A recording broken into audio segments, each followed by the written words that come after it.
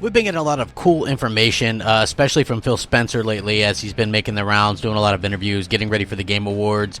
Did a good job there.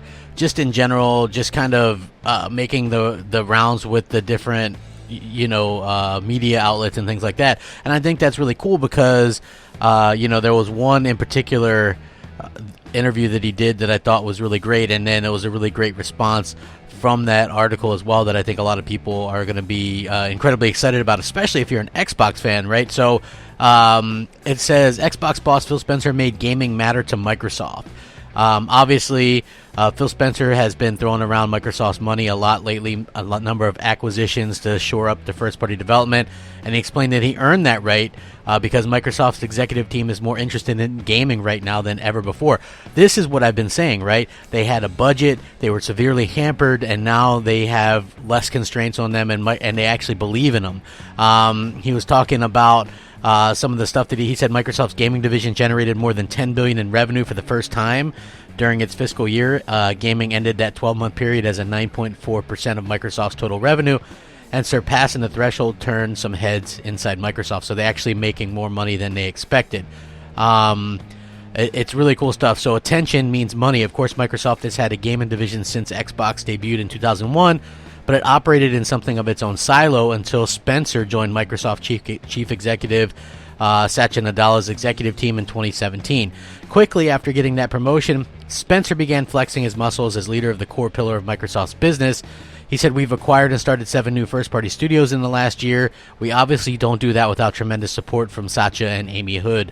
And the 7 new and acquired studios are different from the big-time bets that Microsoft made before its current strategy. In 2014, the company bought Minecraft developer Mojang for $2.5 billion, and Microsoft would only make deals on that scale because that's all the executive team cared about. But now that Spencer is free to spend some money on his own, he's making smaller, more strategic deals."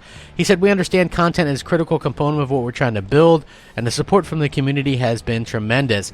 Obviously, they're building for the future as well. During his time with the interview, Spencer explained that he has told Satya Nadella that he has sold Satya Nadella and Amy Hood on gaming. The company has morphed from an operating system developer to a services provider, and Spencer talked about how gaming could act as a backbone for the growth of services like the cloud. He spoke on one of the more obvious opportunity, which is marrying Xbox's successful Netflix Game Pass subscription service, with its upcoming Project X Cloud streaming platform. He said, "We have multiple business models that will work with streaming, but the connection of streaming and subscription model makes a ton of sense," which I've kind of covered before. Looking past tomorrow, Spencer once again reiterated that the future of Xbox platforms looks more like Game Pass than a console. While a new Xbox is coming, Microsoft wants to find a blue ocean of new gaming fans. He said, "For us, it's all about how we reach 2 billion gamers. If you build a market around a couple 100 million people who are going to own a game console or a PC, then your business model diversity can actually narrow because your customers are narrow. But when you think about reaching a customer with this content where there's only a compute device, could be an Android phone, you think about it, well, there are all the ways the person plays for content that they do it today." This is Spencer looking beyond the current fight in game distribution. Spencer wants to give them the comparable experience to a PC or console for $10 a month. And then they compare Sony's and Nintendo's strategies. The thing about Microsoft is that it is one of the few companies with cloud infrastructure and game development know-how to make a cloud-based Game Pass system work. Sony also has the know-how, and it has a cloud gaming business in PlayStation Now, but Sony does not have cloud servers all over the world. It also doesn't seem as keen on making its current games available on platforms outside of the PlayStation 4. And Nintendo's focus on selling Switch units, which is going for a slightly different blue ocean by making games available to anyone and anywhere. That leaves Microsoft's opportunity to lead on cloud-based subscription gaming, and it is going to seize the chance. So, realistically, without Phil Spencer, I know a lot of people are down on Phil. Without Phil Spencer, I don't think there's an Xbox, and this makes it clear that they had next to no budget.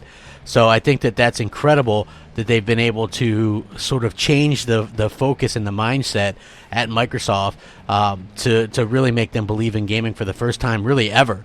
I think that's tremendous. So I will link this so you guys can check it out. Let me know what you think. I would really appreciate that. Really do appreciate all the support and all that kind of stuff from you guys. Rack 'em up. Have a fantastic day. Crapgamer out.